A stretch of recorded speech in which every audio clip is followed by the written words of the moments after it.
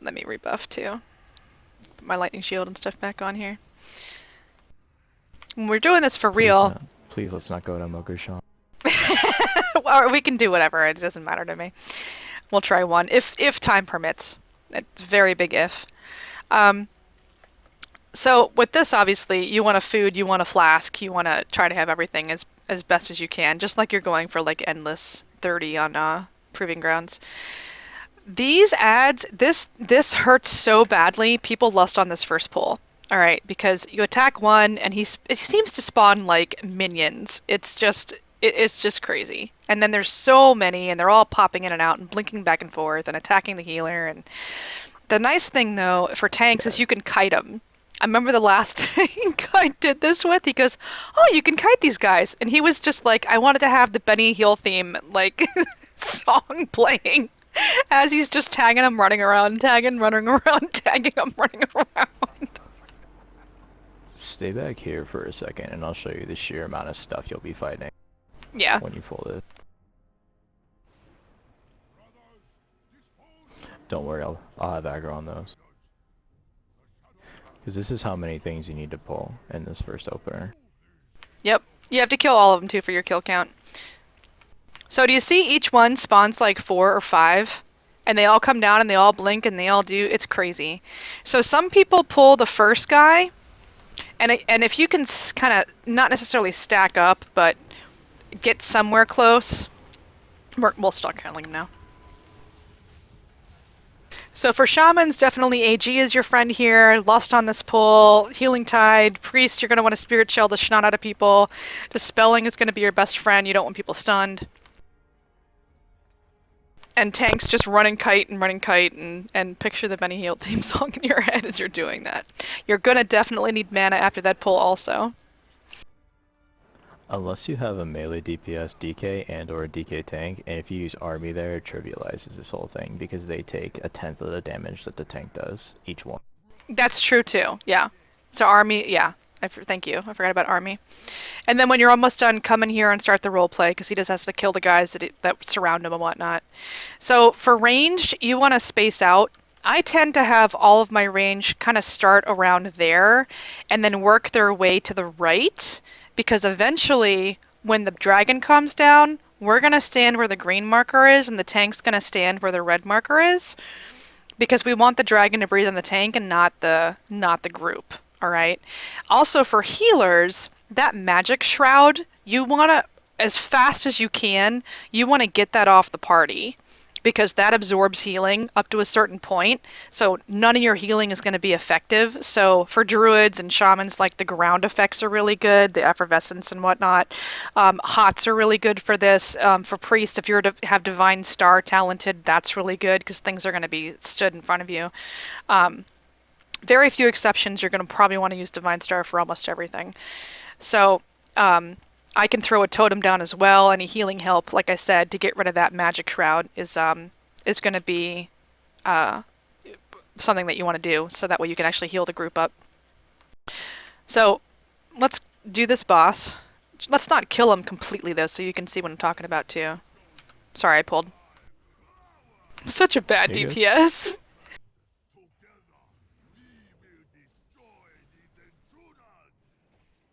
So here comes the dragon, right? And we don't have to necessarily stack up. Don't stack. Just be around the purple marker. So see that ground effect? We don't want to. Field comes down. Yeah.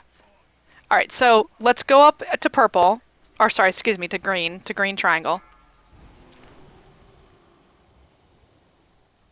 And I'm gonna not DPS the dragon for a second, so I can show you the damage that the dragon does, or the magic shroud. They do it in heroic too, right? Yeah. Here we go. Magnet. All right. So right there, absorb 75,000 healing. All right. So you want to get rid of that as soon as possible. So just FYI for healer.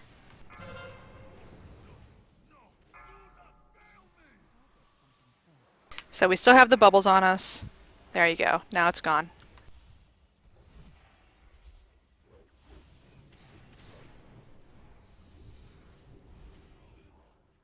And you'll definitely need mana after that. These guys in here blow up and can hurt, so you want to try to pull like one at a time. And if you interrupt everything, then you can pull more than one. But if you have people that can't interrupt or are bad at interrupting, you want to be careful how many you pull. You want to stun them at 15% as well, roughly around there, so that way they don't actually do their exploding mechanic. Right. So don't AoE these guys. You want to single target these guys. So that's Shaw Blast right there, also try to interrupt.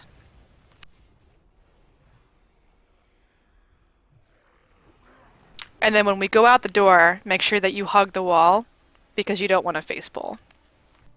So it's like as soon as you go out and you can see your mount buttons light up, that's where you want to mount and just sneak past and don't aggro those guys.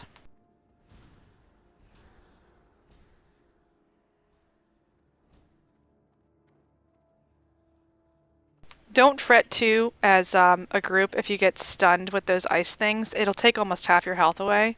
Sometimes if you jump you can avoid them. Not always, but...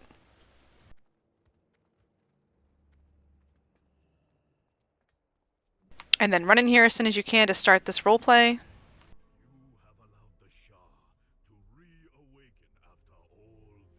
I guess I don't need to look like the ugly dude in the other dungeon, do I?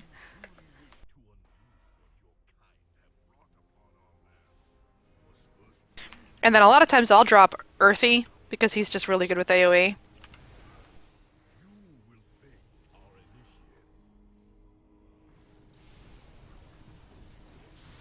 I've had some DK's army here if it's up, if they have like the, what is it, glyph or talent or whatever it is, where it's only a couple minutes or whatever.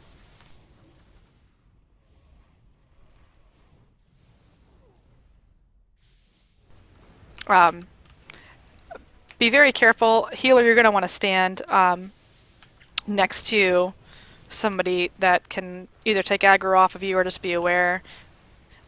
You can actually stand. What I used to do as a healer when I was healing this is I used to stand somewhere in the middle and not really worry about if they would beat on me, but as soon as they do that punchy thing in front of them or the kick thing in front of them, you want to move. And their cast time is like 10 years long, so it's pretty easy to tell when they're going to do it. 10 years. I know, it just seems like it takes forever. When these guys come out, we're going to start on the lady to the left with the staff. You always kill her first. Lotus, I believe, is the name. But target the... I'm sorry, excuse me, the one on the right. The one on the right, not left. My brain mirrored it and said, like, how they were facing us. So you kill Lotus first. On the right. Haha, my other left. Military. I know, right? And then once she's dead, then you kill Snow.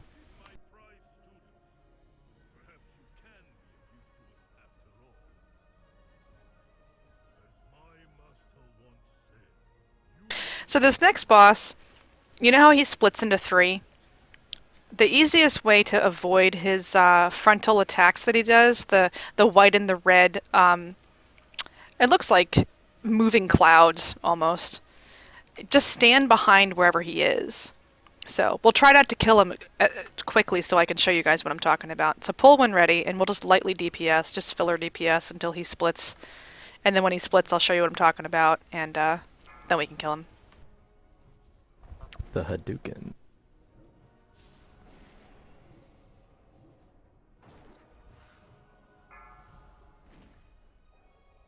So lighten up DPS.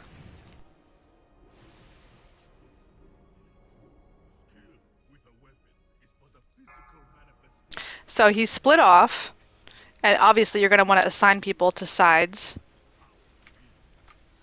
I think he's over here. Is he over here? So if you're behind him, see how if you're behind him, nothing's going to hit you. Woohoo! You will probably take a punch to the face getting there, though. Yeah, just be aware however you're getting there, definitely. And then same thing. So, I'm trying to stand in one of them to show you. Like, it kind of hurts in heroic. He clocked over. Ah, yeah. It kind of hurts in heroic. It'll almost one-shot you in what's it called? So that's actually a decent tank trinket if you want a mastery one. And if you're having trouble getting trinkets because all you have is siege. Here's where you would invis, and you can make it almost all the way down to the middle part of the bridge. You'd run around the outside, and you'd get all the way down to, I don't think it'll let me put a marker up. Nah. But see where the bridge is? You'd get to the front part of the bridge is where you would get when you invis here. And that's with some sort of speed boost, like a roar or aspect of the pack or something. You also have another shot you can use if you're pretty rough on time. You can actually stay mounted up here and literally mount your way through all this stuff all the way to the bottom into the boss's room and then die to it if you have somebody that can res themselves. Like I've heard of shaman or something. I've heard of that too, yeah. Like soulstone somebody, or you can blow your shaman's onk for that as well if you want to. We'll just kill him on the way down, but yeah, that is another option. It's gotta be. It's a little hairier than invising though. Just gotta be aware that if you wipe afterwards, you've failed the time. Yeah. Because you can't wipe after that. And this is definitely one of those don't stand in fireplaces also. You'll see little fire pools. Make sure that you yell at your group if they're standing in that.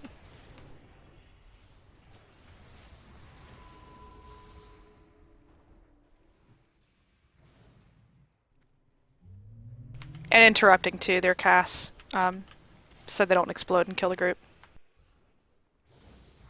Volatile energies, when they explode, they will do a fourth of your HP.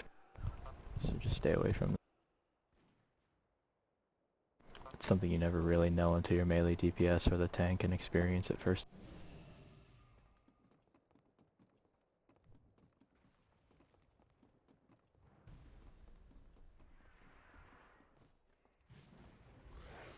You can't fall off this bridge.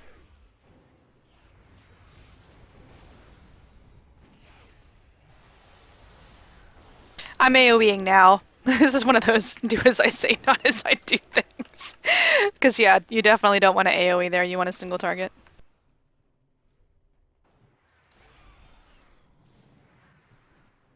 For this boss too, another healer thing. There's going to be a dot that you're going to want to dispel on everybody, and you don't want to. The only person you actually want to dispel is the tank. Now the DPS are going to have it ticking on them, so you want to throw a shield on them if you don't or a hot, or just keep their health up, prayer of mending, stuff like that. Totems for shamans, hots for druids. Just they do take some ticking damage, but it's only like 6,000 a tick. It's really not that much, and it gives them a DPS boost. However, it allows them to also, it's one of those give more damage, take more damage things. So again, that's why you definitely want to dispel the tank, because you don't want him taking more damage. But everybody else, unless they really need it, just let the dot tick on them. All right, let's pull. Unless your tank is me, and then you just leave the dot on me. It depends. Some tanks have mitigation where they can mitigate through stuff, and they want the extra damage proc from the dot. So just ask your tank if they want to dispel or not, or just keep an eye on them. Like if they get 50%, then you're dispelling regardless or whatever. And the spikes, try to avoid them as well.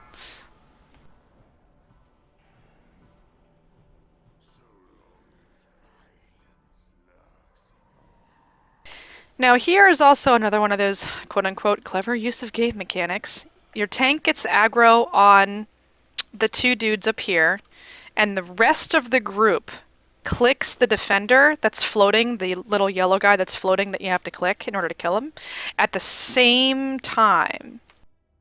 If you click it at the same time, for whatever reason, it counts for 4 of them. And then you don't have to worry about going around and clicking 4 of them. Obviously, there's going to be a few others you have to click anyway, but if you do it all as a group, it does count for 4 instead of 1. So run up. We'll see if it does it in here. I don't know if it does it in Heroic, but we'll do 3, 2, 1, click.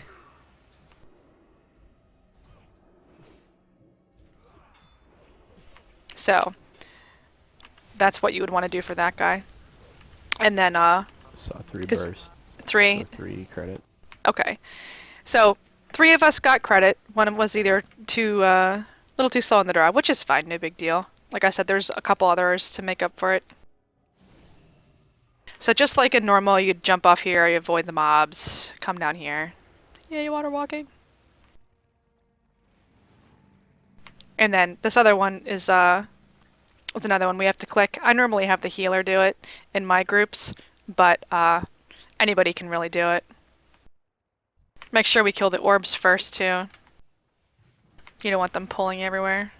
And then the healer has to have a place to stand too. So you would click this, or if you're uncomfortable about doing it as a healer, one of the range can do it as well.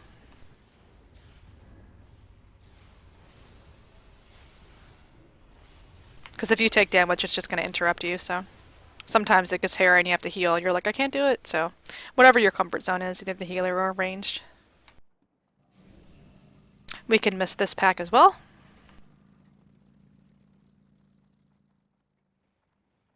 And then by the time you get here, Lust actually should be up again, and you can Lust on this boss. Because remember, we used it on the very first trash pull.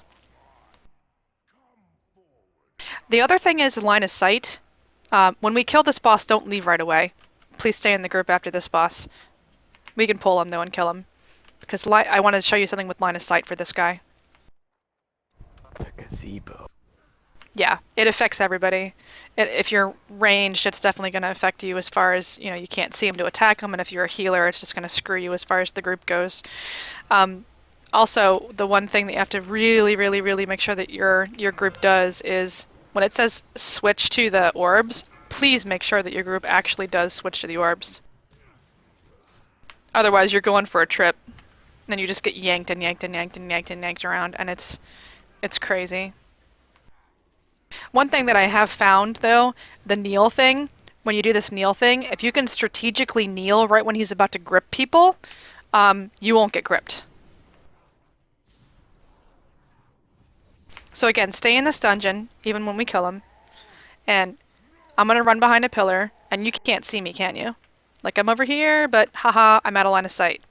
So if your tank wants to tank him up here, it's usually a pretty bad idea, because depending on the DPS and where the orbs spawn, you can't see people, and then you can't see the boss, and then you can't see the heal, so definitely, if at all possible, try to keep them down here, so that way there's no line of sight issues. Any questions? Nope. On to the next one.